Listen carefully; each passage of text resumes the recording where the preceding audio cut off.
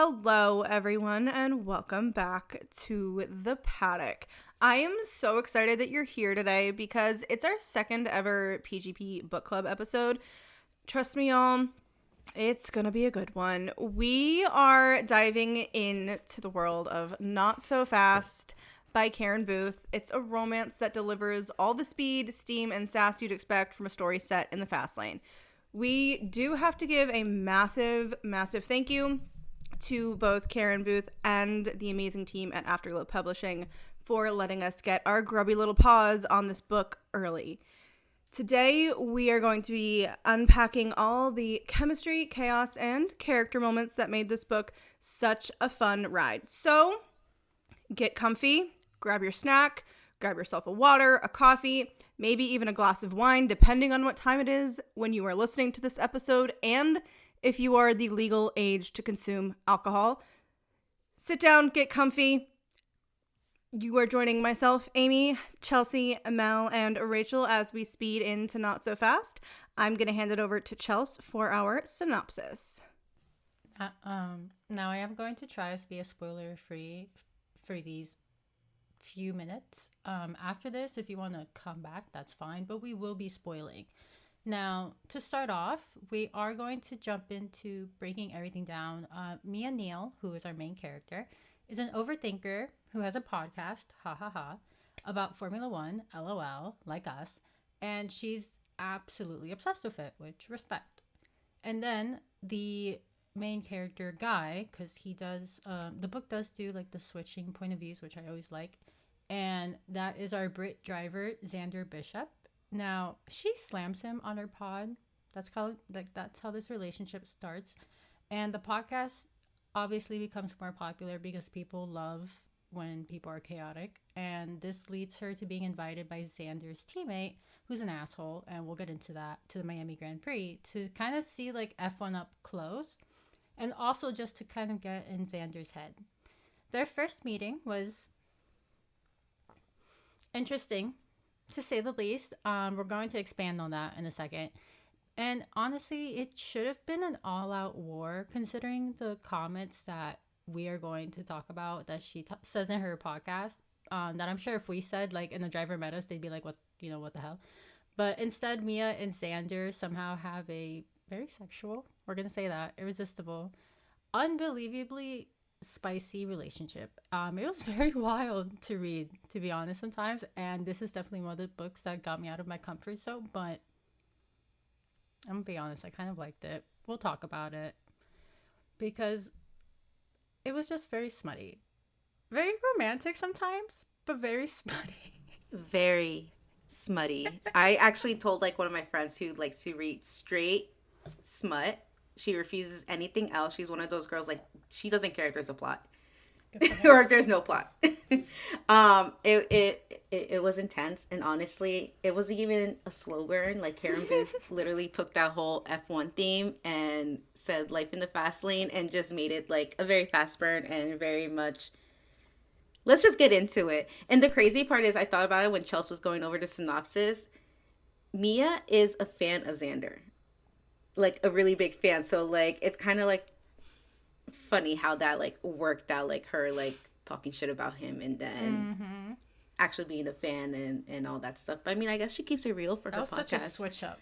Yeah, Y'all, consider this your PSA for smut. Like, if you listened to our last book review, that book was like really relatively tame in the spice world.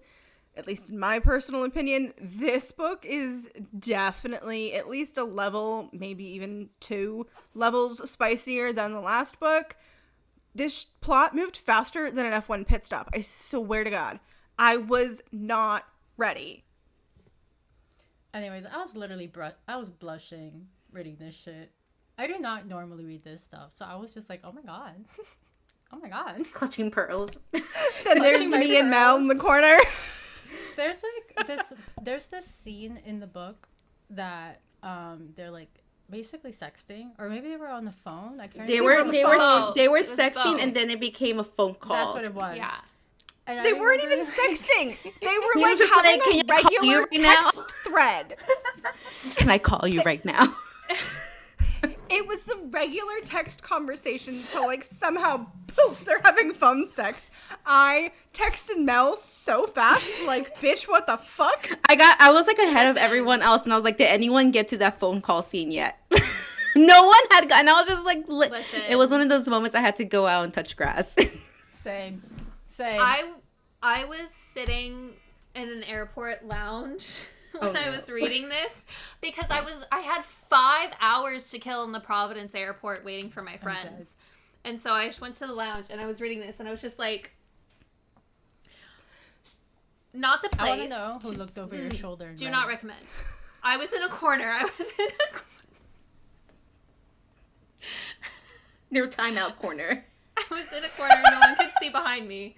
No one could come up behind me and see what I was reading. No, I was doing this with the audiobook because the audiobook is already available on Spotify.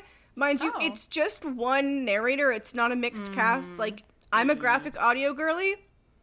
But even still, like, listening to the audiobook with this for this scene had me wheezing on the floor. I was not okay. We were not okay. Imagine me waiting for you guys to get to that part. I was just like, I have no one to talk to this about. I feel, Mel, you must have been so antsy just twiddling your thumbs waiting for us, going like, what the hell is taking these girls so long? Tell me there you've gone to that. It was spicy. Crouton has opinions. Real quick. I'm sure Crouton does. Always. I just, like, honestly, all I could think is this went from 0 to 100 very quickly. Yeah. In all themes. It was lights out and away we go. Like, legit. I think the wildest thing, to me at least, and like, please somebody tell me if this is just like a me problem, but I feel like a lot of the times I read a lot of spicy books. Most spicy books that I read have some sort of content warning that there is going to be at least some open door relatively descriptive scenes. There was not a singular warning, so I really was expecting it to be very much so at the same level as Slipstream, and I was shocked. Not that like it's a bad thing. You also don't get that vibe off the cover. You really don't. No, and even the bookmark that we got, like, none of the promo for it really felt like I was ready for the level of smut we got. Not that it was like bad, crazy graphic, but because like I've definitely read some stuff that's worse. But like, I literally was just like, oh, so we're going here, okay? Yeah. I think a little bit of a warning might have been just like nice, you know? I agree. I don't see warnings, so I just kind of go in, so I didn't care. But that's just me. Again, I'm just kind of unhinged with my books. But, I mean, speaking of her podcast, and I kind of like LOL because, like, we're F1 podcast as well, too, and all that stuff, you know? Very different from hers. Very different from hers and what she covers. But, like, my biggest thing that I was really confused about was how was Homegirl able to record herself for her podcast from the races in person? Like, the background noise, the car noises, the sound quality, for crying out loud. Like, it just... I don't know. I don't know. And it's just like, did she record on her phone? Because, like, I used to listen to... I think she had a recorder. Yeah. She had a recorder. She had something, because I know, like, I've listened to other podcasts, like, Call Her Daddy, where, like, she does, like, Unhinged Weekends, and love her, too. Love Alex. And she records, like, on voice memos on her phones, and she puts them in her podcast, and you can tell, like, the sound quality is, like, way different and off. I think that's what it is. Yeah, so I was just like, I was like, I wouldn't be able to, like, I'd be too distracted by everything to do all of that at the same time. Yeah. That was literally the first thing I wondered about, though, because the sound quality would be trash. Exactly. Like, I was picturing, like, the old school voice recorders that journalists use. Like, I'm a girl who has a comm background, so I've taken a whole host of journalism classes. I've used voice recorders a million times. So I'm like, is she walking around with one of those? Like, even still, the audio's not that good. Yeah, exactly. So I'm like, unless there's a magical mic that none of us know exists, which, like, I don't know. If you're an audio person out there and like have a crazy cool mic that like exists that like could be used in that case, please tell us, because I'd love to be told that I'm wrong. Yeah, because the only place she could like record at the track would be like a driver room, but those are going to be, people are going to be in and out of those and all of the offices and everything throughout the day. So the only time that it would maybe be quiet is like during qualifying, during the race, during practice, and like you're missing that whole part of the weekend if you're, you know, in a room. Like it doesn't, the only thing that would make sense is like voice memos or something that she's carrying around, but the sound quality would be trash. Maybe she has like really, a little really like loud. mini mic. She has like those little mini mics you see people on maybe. TikTok have. That's the only thing I just thought of. I was like, maybe she has one of those. No, you're so Even right, then. because now it's getting popular. I don't know if you've seen them on TikTok that people use it. It's like it takes out all of the background noise. Oh yeah, some guy. I'm here like supporting TikTok shop. I've never even shopped there.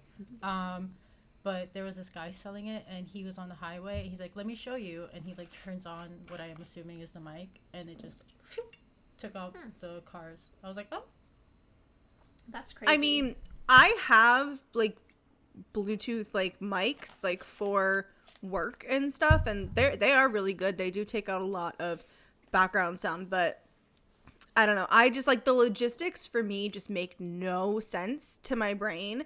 But I really do love that Mia is like so passionate about her podcast. Yeah. It just felt really relatable, which like obviously it's a very specific thing to relate to, but like it was just really, really nice. I also greatly appreciated the fact that Mia wasn't described to be the standard skinny, perfect skin, like pretty blonde FMC. Like she was described as a girl with curves. And I just like really appreciate when an author doesn't always automatically go for like what is defined as standard pretty. So it was just refreshing for me, at least. I just thought about it, and I literally put like in our notes like Mel here. How was she able to stay out in London for so long? like with her Like- job." Yeah, because like I know, like I think her, if I remember correctly, like her main income was the podcast, but like it was still like up and coming, and it's like it just confused me a little bit because it's like she went out there on a whim. I think, but of course, like he was covering her stuff. he covered everything. Yeah. Yeah, Also, like she had a whole fan club. She was yeah, popular. that's true. But I'm just like, Yeah. damn girl, you out there for like weeks. I mean, I But think no, it yeah, depends for on sure. I like, think he covered everything. That'd be rude otherwise. Yeah. I know he did the flights for sure. I remember that. I think it also depends on what you define as up and coming, because anything can be like, I feel like anything pre a million could be considered up and coming because you're just gaining and gaining and gaining followers. Yeah, that's true. So I guess even if she has, 200K, and it's her full-time job and it's her full income, like she still could be up and coming because, she's still gaining, and she's not that popular yet, but she's still gaining. Getting I don't there, know. yeah. Yeah. I was thinking like she loves F1 popular. Yeah. Okay, yeah, that makes sense. Because her book club didn't happen till like the Monaco listening party that she had when like that one girl came up. Which, speaking of, I hated her.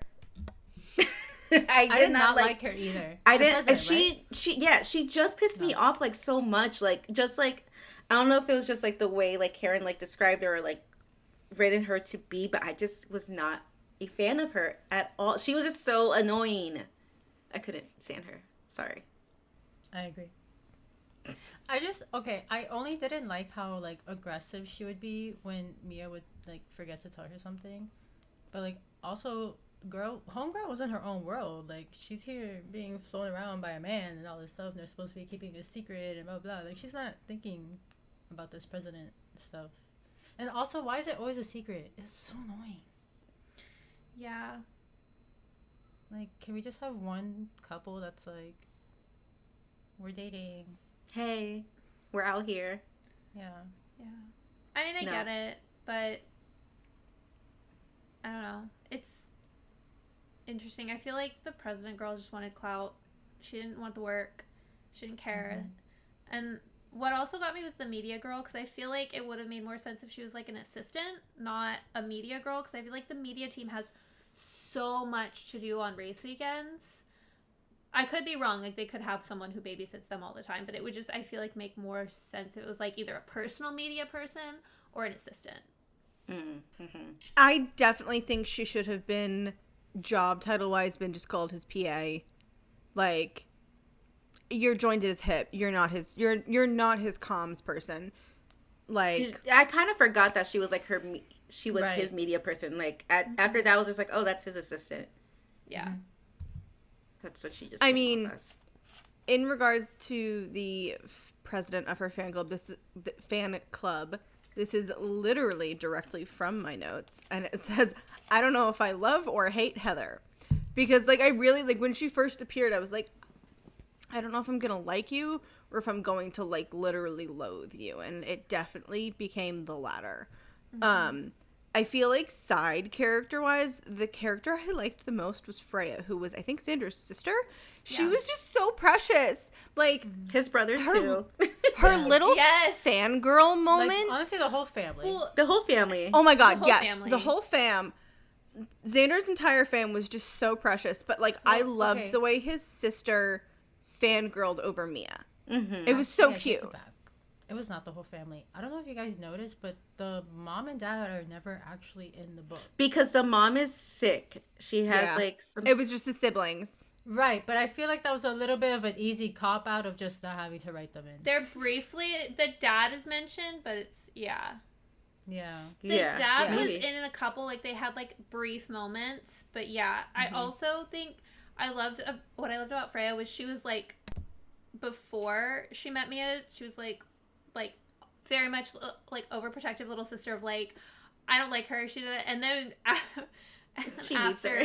She meets her, and after she's like, oh wait, and after Xander is like chill with her, she's like, okay, actually, I really the like most her. younger sibling thing to ever do is just like, No, literally. I hate this person until my old, like, okay, you like them now, okay, we're cool, I'm good, Yeah, thanks. no, literally. Like, I loved her brother because, like, every single time he was brought up, it was, like, the little house that he wanted. I was like, give him his house. And I also appreciated that he was, I think he had, like, Down syndrome. So, Yes. like, that He was special representation- needs. Yeah, so, like, his representation was, like, really nice in Yeah. the book. But, like, he still had his little personality Yeah. personality and Oh my God, everything. yeah. He just wanted his house to just shag with his girlfriend. It was That's for the all. girlfriend, Very yeah. valid.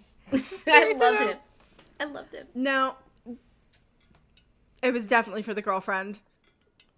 I feel like we can't talk side characters, though, and not talk about both Mia's mom and Mia's aunt. Because, oh my God, y'all, when her mom first showed up, I was, like, that got a very visceral reaction from me. I don't know what it was, but, like, I automatically despised this woman. No. I don't know what it was, but she was so overly critical. Not, some of it could have been Mia's interpretation, but I think it was a lot of interpretation, but also the mom had like this. yeah, the mom it was felt just like like a a lot of boomer. miscommunication at the She end. just didn't Yes. understand. I feel like she She could was have a been more boomer, so she supportive. didn't understand like what. I was did get happening that in the boomer book, just, vibe. at this And, point. like, her Yeah. aunt was the... Yeah. Yeah. And then, like, her aunt was, like, that cool younger sister. That's the Yeah. vibe I got. And then, like, Yeah. their whole little... I was just, like, the whole time I was like, why are they fighting? And it turns out, like, her aunt just wasn't as present as Mia's mom would have liked. I Which think- is valid.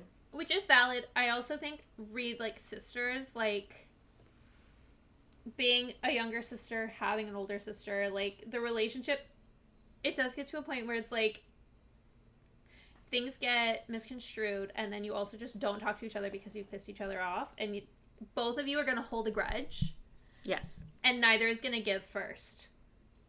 It's just the way, like, It's just the way it is with the it's just the way sisters. it is. You Yep. either never speak of it again and act like it never happened, or you fight it, or you just keep fighting and you keep making little jabs at each other until you decide Literally. to forget about it. But neither is going to apologize first. But I am glad, like, they were able to, like, hash it out and, like, make up. That was actually, like, a little Yeah. nice kind of way to tie that end up. Yeah. That was a nice little character arc. Yeah. I did like that.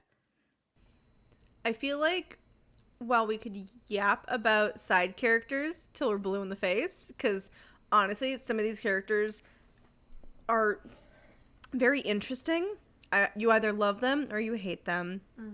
I feel like it wouldn't be a book club if we don't talk about scenes that made us gasp or squeal or kick our feet or whatever, or quotes that stuck out to us, because I know, well, we had the physical books, and I don't think any of us are girls that like to mark up our books. I know I at least had my notes open because there were so many things that made me stop and need to write it down.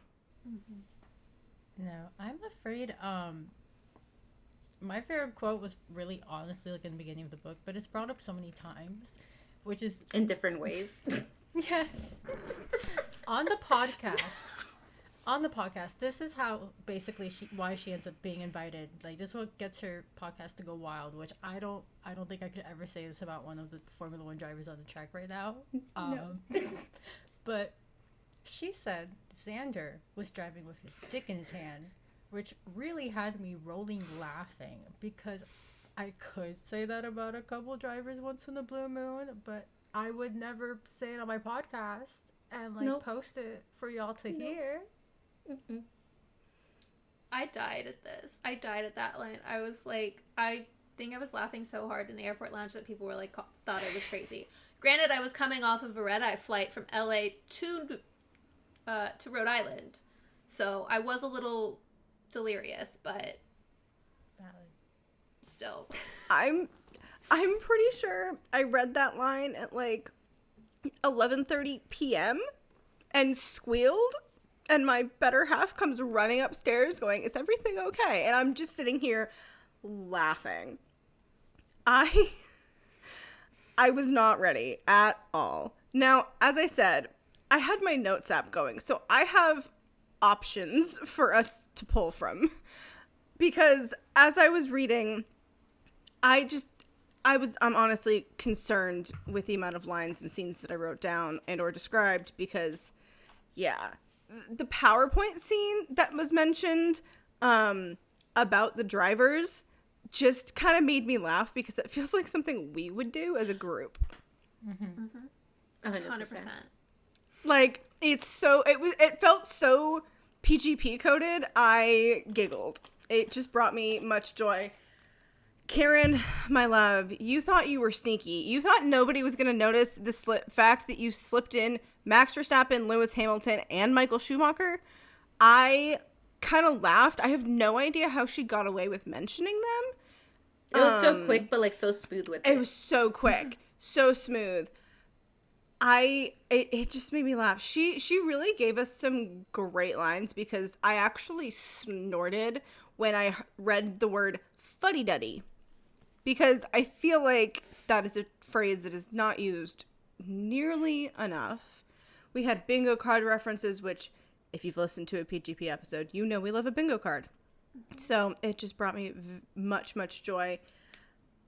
She was really sneaky with stuff, because she'd mention drivers' name, like by name, very subtly, but then do something like mention Cloud Sports as a way to get out of saying Sky Sports. It's creative, I'll give you that. It's just nice because it made it seem more realistic to the actual like F1 world too. Yeah. Where it was like, if you were in the know, you knew what she was referring. There were little journal prompts at the tops of chapters, because she wrote like a self-help journal. Yeah. This girl is so multifaceted. This girl has so many how degrees. I only have Bitch, one I lost critique count. for that, though. I wish there was names for whose point of view it is. Yes. Because there were certain times where I thought I was reading her journal prompt and it was Xander. And then you realize halfway through it's his. Yeah. And I was like, oh, okay, wait, no, now that makes more sense. And I would have to like restart it to read it from the right point of view, I guess. So that's probably like the only thing that kind of confused me sometimes. I just sometimes felt too that like she would go from third person, and then it just felt like it was like a first person point of view, and that kind of like threw me off a bit, because it's just like, I don't mind either point of view. Like, I'll read a book regardless of what point of view it is and everything like that. But it's just like, it literally like mid sentence or mid paragraph, it'd go from like third person to first, and I'm like, whoa. Yeah. Who is talking here? And then it's just like, I was able to catch on like the point of view changes, like from Xander to Mia with like the paragraph breaks, but it would have been nice to see like like in different books, some like symbol or like at least their name or something to like indicate that it was like switching, because again, your girl will get confused. I'm like, Amy, I'm reading up until like 2:00 in the morning, so like I'm delirious. I need something to make sense. I mean, like, I texted Mel like twice going, I really wish there was some kind of POV designation. Exactly. That's like my one they could have done, I guess, like formatting thing. It could have been like a mic for her and like a car for him. Yeah. Literally, it could have been a symbol. It didn't even need to be a name. That could have been Rach, you're a genius. You're so cute. She was so sneaky with stuff. She'd give you really funny lines. Like, I was not prepared to read the phrase cuckoo banana pants. I'm sorry, that's very George Russell coded. Mia's the one who said it. Stop. We're going to talk about that. Stop. We'll talk about that in a second, but I read that and I was like, that's so George Russell coded. It's the fact that Mia was the one who said it. I was like, what? How old is this girl supposed to be? Like, sometimes it was just, like, bizarre. They made her too quirky. Yeah. Yeah, a little bit. Quirky. I was going to say, if she's a millennial... Don't come for us. Oh, I think I'm millennial. I'm a millennial. I'm not coming for y'all because I'm in the same. I'm at that top. I'm the first year of Gen Z. I'm the youngest here. I'm the first year of Gen Z. So like I lived through the tail end of the millennials. Like I have no problems. But if she's a millennial, like I can. It makes sense. It makes sense. It makes a lot more sense. But. I like her. Yeah, she was cool. In, like, a weird way. Yeah. I do kind of wish, though, the only thing that effed me over, again, this ended up being a lot more of a smut book than I expected. So that's obviously what has happened. But I wish that she had, like, stuck to her guns a little bit and not liking Xander, because that was, like, the vibe I got at the beginning of the book, and then kind of, like, switched up to, actually, I'm your biggest fan. I'll talk shit about you. And I totally understand that it's like supposed to be a love story, but she felt fast. Okay, not so fast, my ass. This was very fast.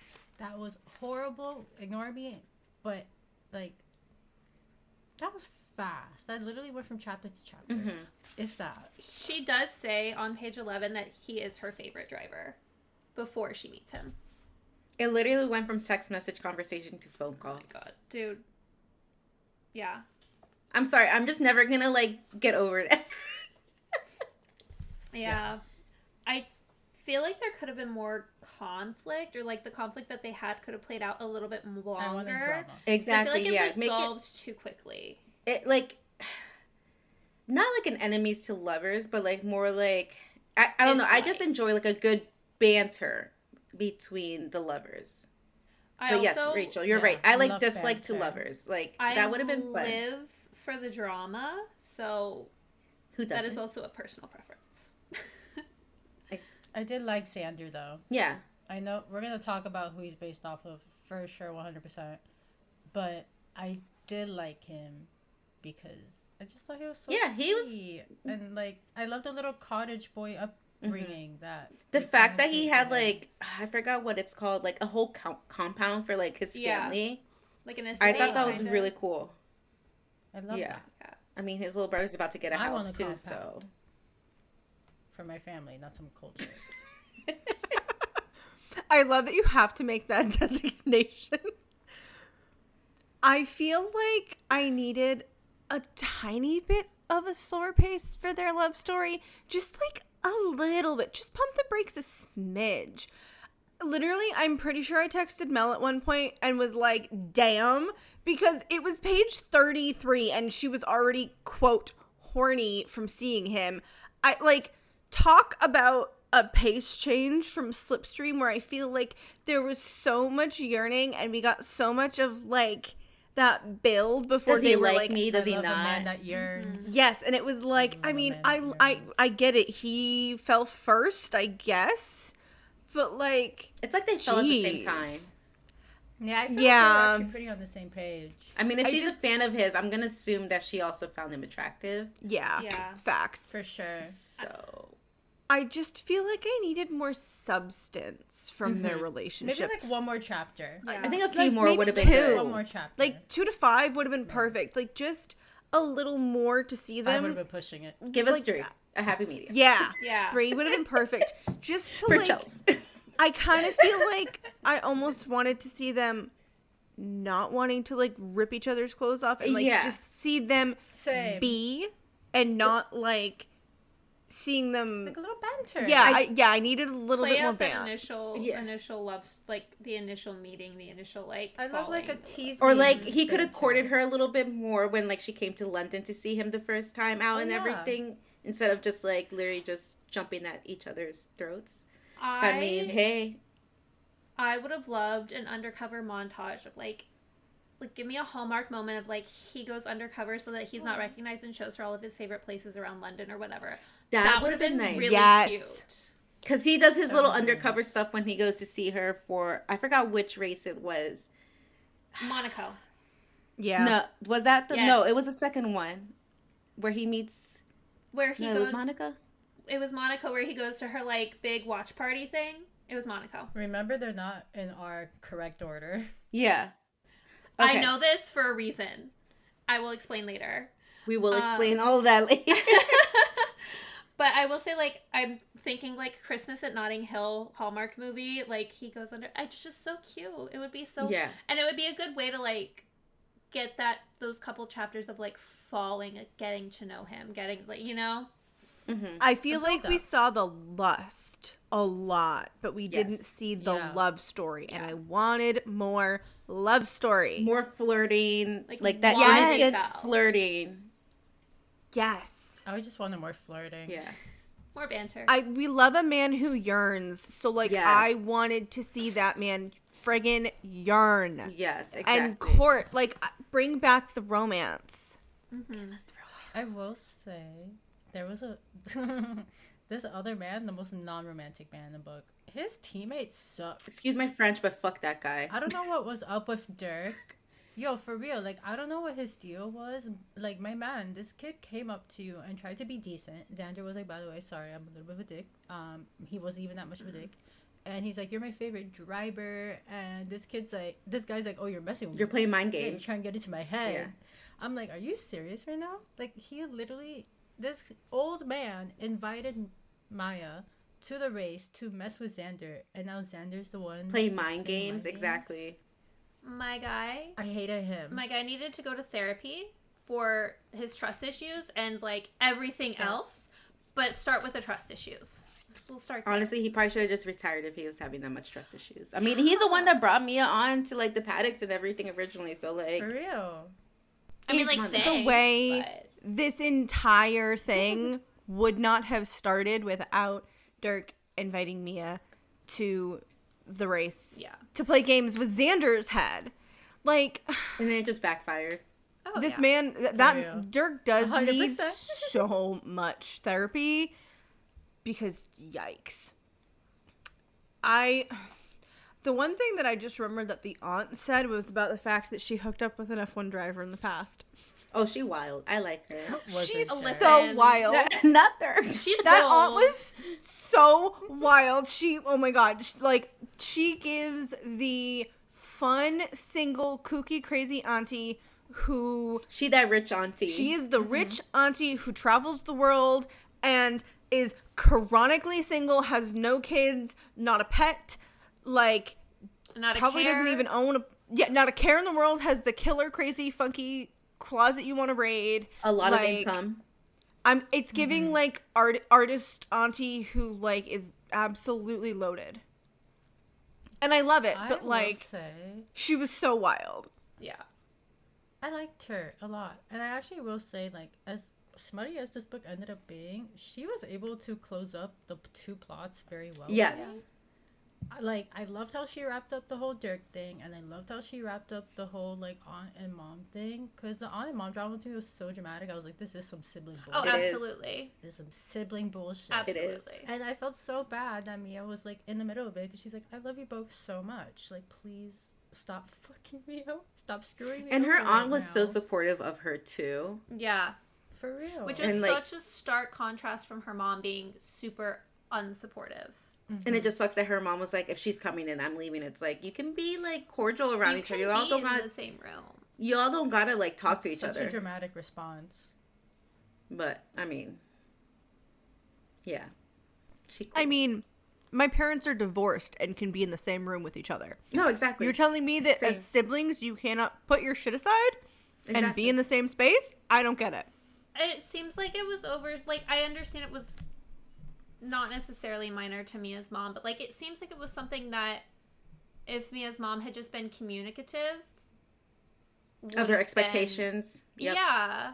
Would have been, like, if she'd been, like, communicative of the problem she was having and, like, why it was bothering her.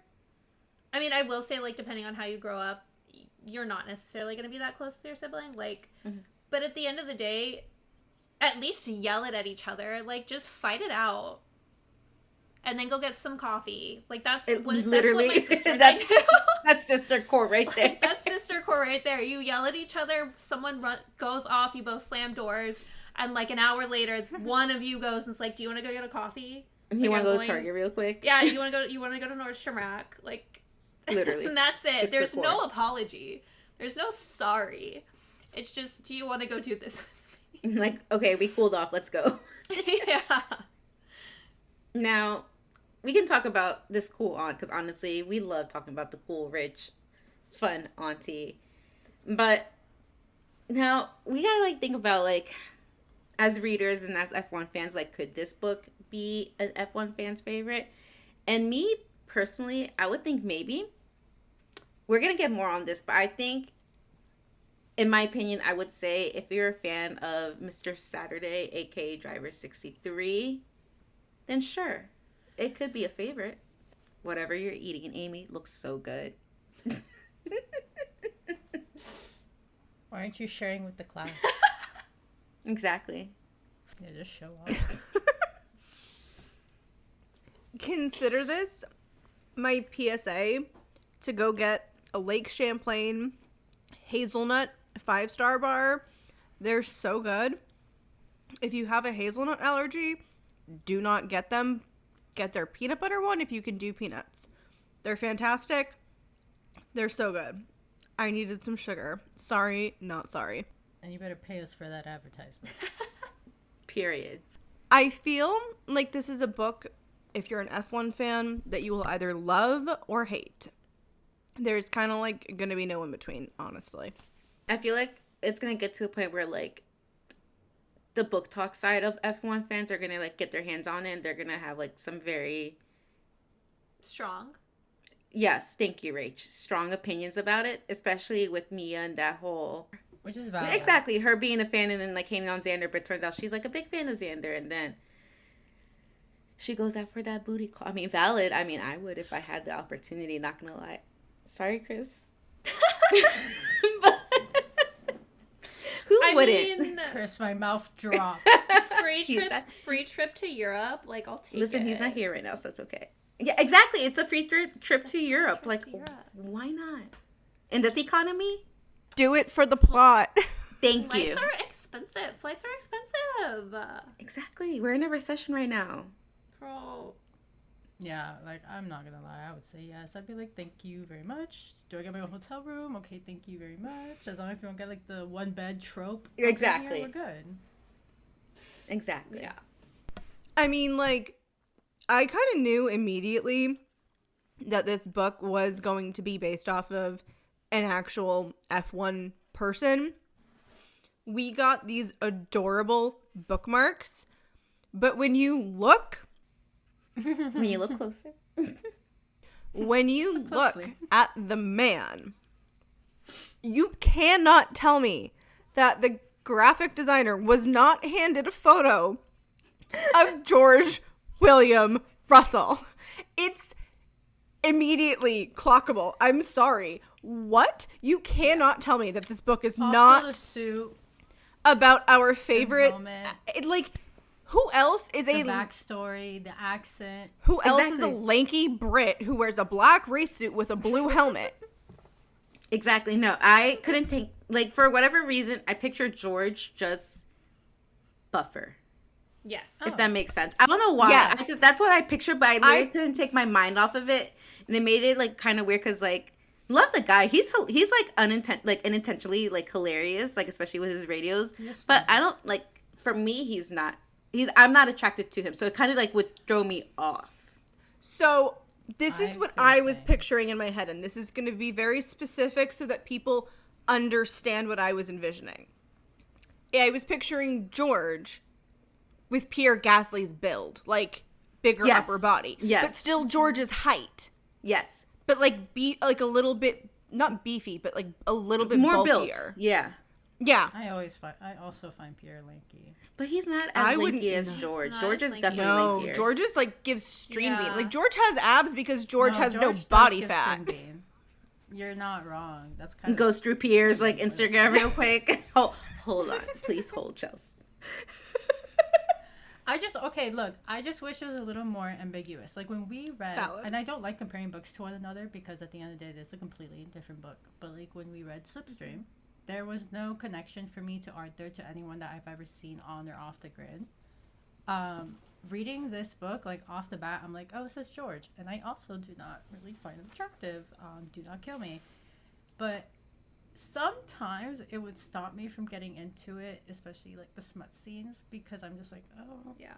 I don't think he's that cute. Honestly, what really sold me on it being George for sure was the constant use of blimey. And directly from my notes app, again, I'm literally quoting myself. I know that sounds really bad, but I wrote, why did the crikey from Xander give me George energy?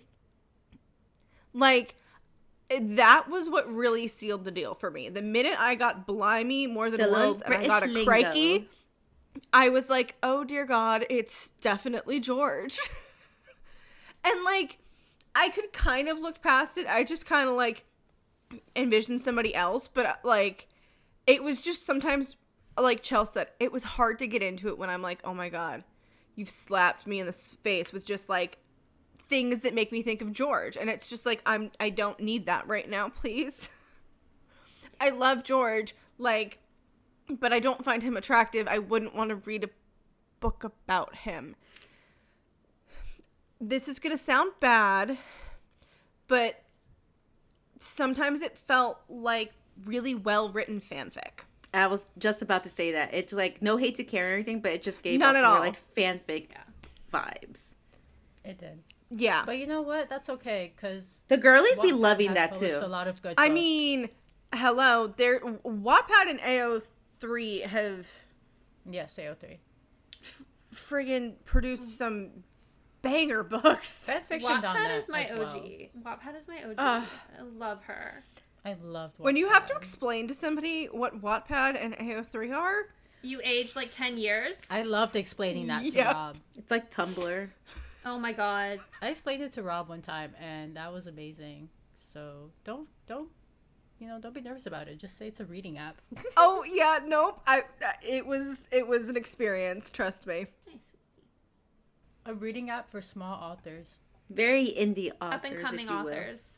Oh my God, indie authors. I'm gonna start saying that. By the way, I'm still looking for a good picture of Pierre. Like I'm looking for a very Yeah, specific exactly. picture right That's now. how long it takes you, baby. Hold on. But Well, he hasn't been posting many shirtless photos anymore. that's because he's a taken. Exactly. That's Facts. why. This is the one I was looking for. Yes. Okay, I guess in that. Like, okay, for our listeners, I found a post from April 29th, 2022. Say the year, girl. Yeah, that's right. Say the He's year, working out, and let me just tell you, that butt. I mean, Okay, let me stop. you're not wrong though. Like his Instagram did become a little bit more tame when he started seeing Kika, which like good. Yeah, as he should. Also love her. We love a girlfriend effect. We love Kika in this house. Move it to the. Tell me the year. Okay, I found another one. January 30th, 2022. And Amy just sent me another one.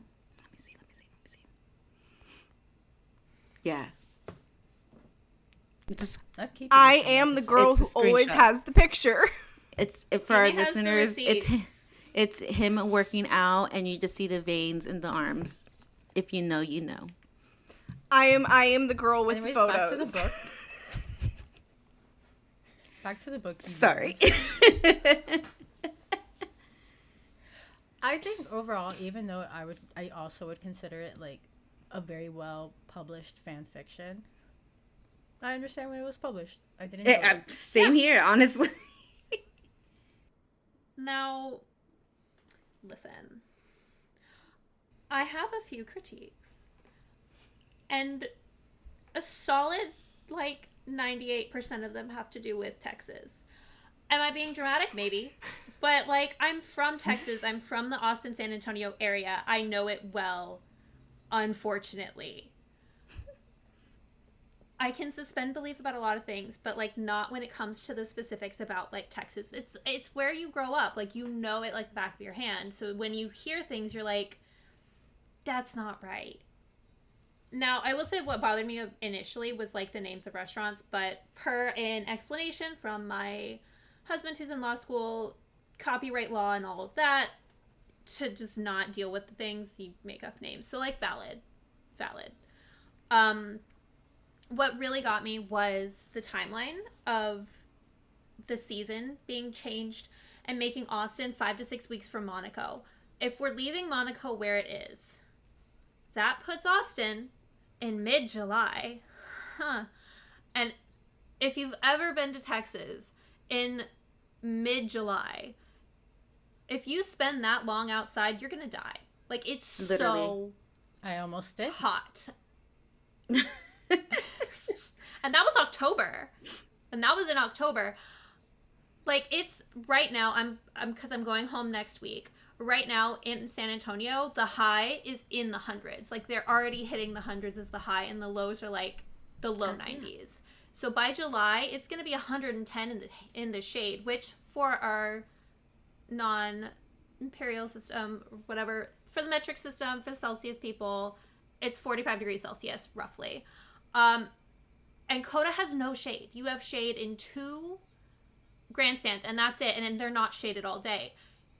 They almost always run out of water, which is concerning, period. And a solid 60 to 70% of the attendees would probably pass out due to heat exhaustion, and that's best case scenario. There would I mean, when we went, we had how many people who passed out? In 2.5, because I almost passed out, and then my adrenaline kicked in when Hannah passed out. Yeah, maybe 2 if it's 2 halves. 2. I mean, two halves. Rachel and I were almost. You did. Rachel and I were both close.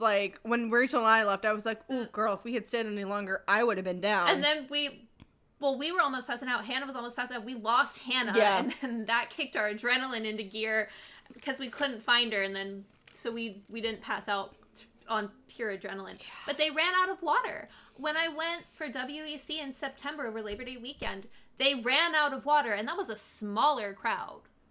Seems like a Coda issue. Oh no, absolutely is a Coda issue. Coda does not like spending more money than they have to. I can attest to that. But you cannot put Austin in July. The tires would start melting the second they got on the track. It's too hot. But we know our tire whisperer will be fine, race. George. I'm talking about you. I'm sorry. It would have to be a night race if it was in July. And even then, you're looking at I was gonna say, probably even then it'd be it's still hot. Yeah. And it's humid. And it's a humid heat. And the asphalt won't be that much cooler. No, it will not. No.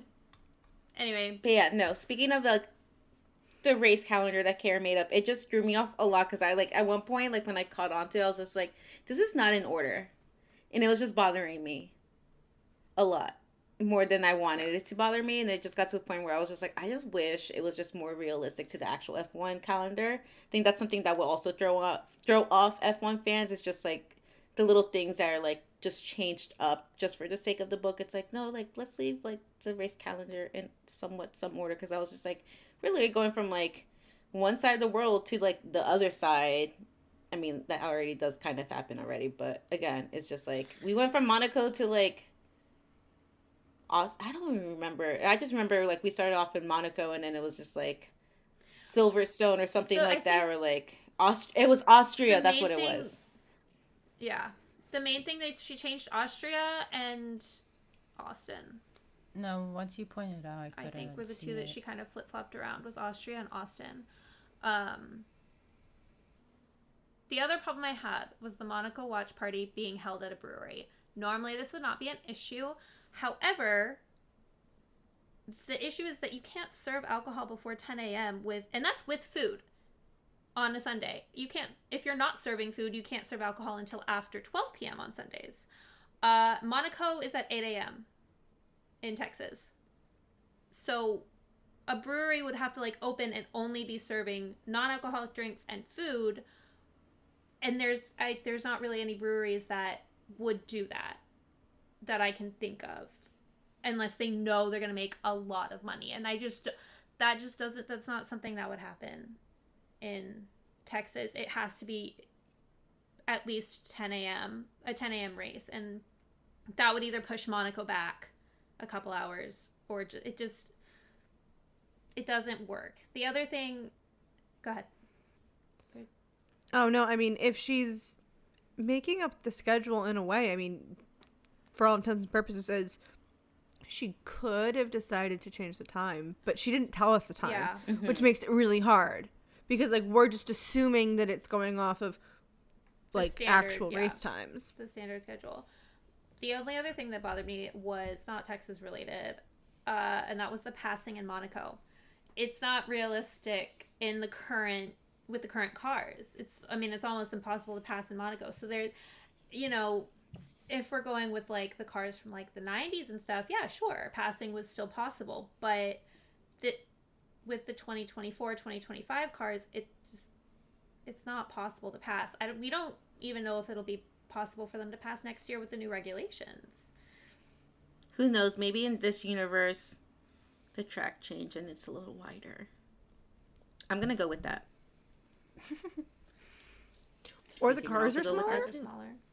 Yeah, no, definitely. If you're like an F1 fan and you know your stuff, you're gonna lose a bit of the experience because you know what should be corrected. Mm-hmm. But if you're someone like, let's say my friend Silver, who just loves to read sports romances and you don't really care about those details, I would say deliver on what it ends up being promised as.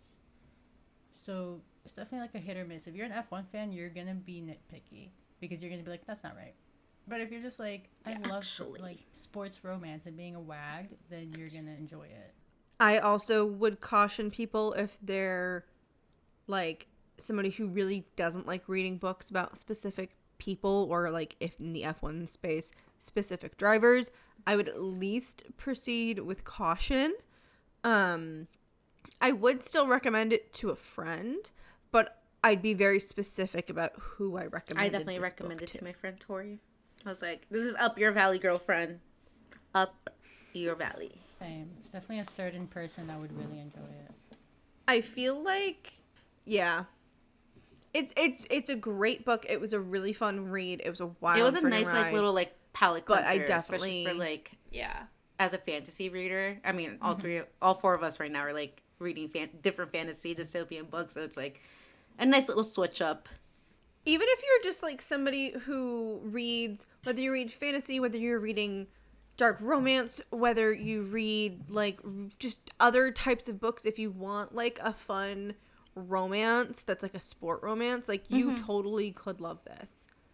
Yeah. Like, I feel like for me, the one big thing that we've already kind of talked about that like I think would make the flow of the book easier and probably potentially a better reader experience would be if you had some sort of POV call out. Like Rachel mentioned, using a mic emoji for her and a even like a little name. Him. You could use their names, like especially something with the journal entries. like it just for me. Yeah. Even could Yes, with the journal entries, but also with their name. Or the journal entries could have segued into, like, in a way, or they, like, use the card. I don't know. Like, it somehow segue into, like, I don't know.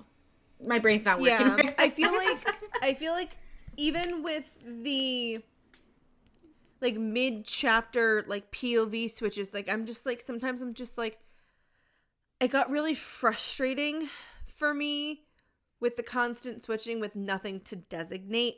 That might have just been like a me problem, but it seems like we're all on the same page. So like, if I was going to re-edit this or like release a different version or something, that's like the one formatting thing I would tweak. Or if you're going to do another book in the series or something, that's like the one formatting thing that I really just like kind of was Speaking craving. of formats, those chapters were really long. I am so sorry. They were so long. Oh my God. Yeah. Like, Yeah. I don't know if Oh my God. I literally doing the audiobook was crazy because some of these chapters were like 40 minutes. Yeah. like it was very long, and like I'm very much like I can do like 10-page, 12 maybe 23 pages for chapter 1. Chapter 10 was 45 minutes. I remember when you texted me that screenshot and I was just like, dear Lord. Like the entire audiobook. 152 to 176. That was just chapter 10. That's like almost, yeah, that's over Jeez. 20 pages. This much. Yeah. So I just looked back at the audiobook. The entire length of the audiobook is 8 hours and 17 minutes. I'm going to repeat that.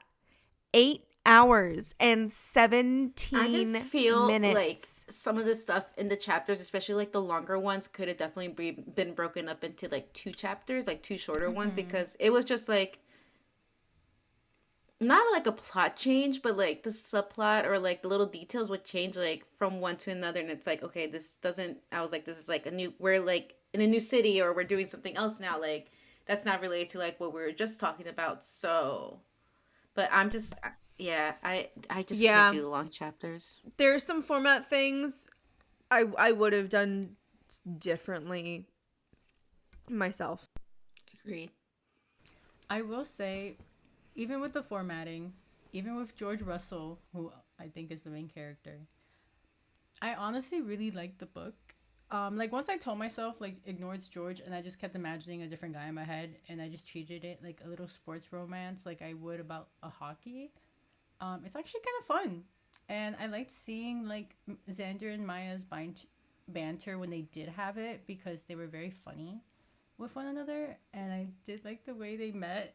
Because saying someone driving with their dick in their hand has to be the funniest shit I've ever heard. It's and iconic. Somehow ended being a turn on for him. So, you know, maybe the single girls on this podcast should be saying some crazy shit. Exactly. Try it out. Let us know. I agree. I think the book was good for the most part, flowed really well. The exception being the calendar change. I'm never going to get over that. I can't. The banter was funny and cute. I liked how when they met, she was like, no holds barred. Yeah, I said it, and I do it again. Deal with it. Like, she was like, what are you going to do about it? It's already like, been said. I'm not wrong. It's been said. It's out there, and I'm not wrong.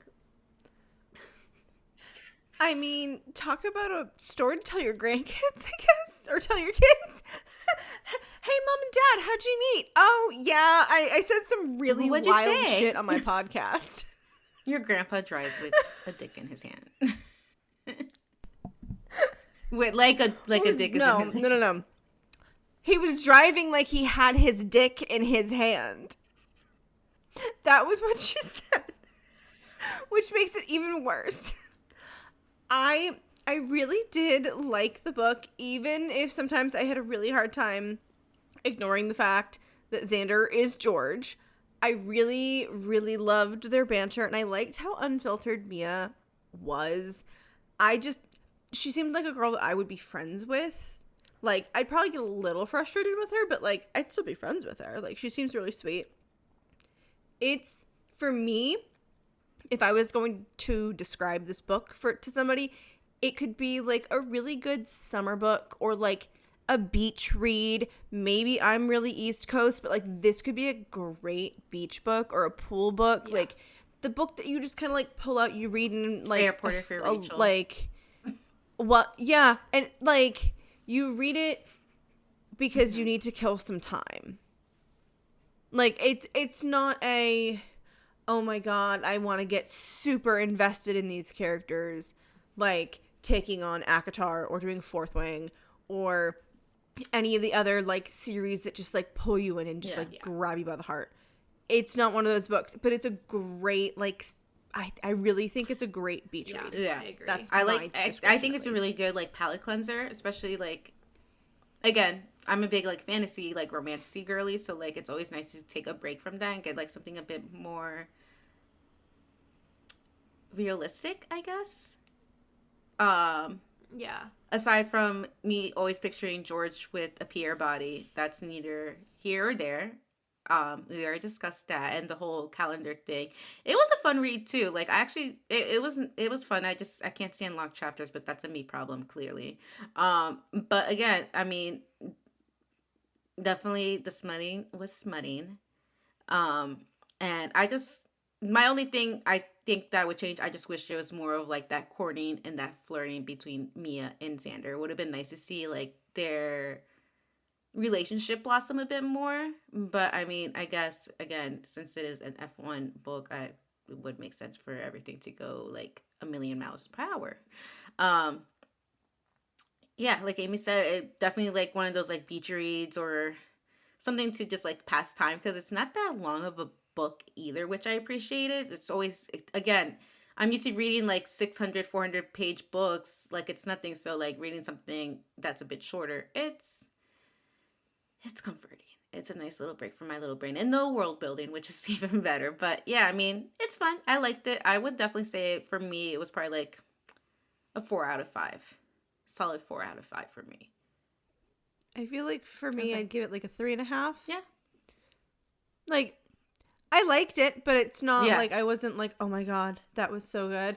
But like for just needing, That phone scene, it will live rent free in my mind forever. I wanted to add that. it was great for what I needed. I needed something easy. I've been friggin' stressed. So like thinking about what I needed it to be, it was like 4.5 out of 5.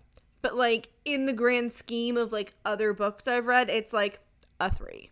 I'd give it a 4 out of 5 as, like, for what it is, like a smutty little cute romance. I also agree in the grand scheme of things, 3 out of 5. But, like, for what it's worth and what I knew going into it, which is that was going to be a funny little romance, I'd give it a 4. Yeah. I think same for me. I would give it maybe though like grand scheme of things like a 3.7. Valid. All valid. And to close out the episode, we have a moment of the weekend, but this is a moment of the weekend in the future.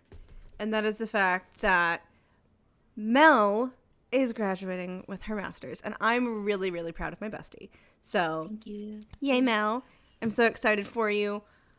Also, for people who don't know, because I have kept this kind of hush-hush on the pod, I am getting married. Woohoo! Yeah. So I get married next weekend, which is wild. PGP has a lot of events this weekend. We're all excited. PGP has a lot going on this weekend. Busy girls. We're very excited for our girlies. Busy girls. And that's a wrap on Not So Fast. Thanks so much for hanging out with us in the paddock today and joining us at our PGP Book Club. And a special thank you again to Karen Booth and Afterglow Publishing for the ARC read and the awesome opportunity to dive into a new F1 sports romance story. Be sure to check out this book out when it hits shelves on May 27th of this year, just a good 2 weeks away.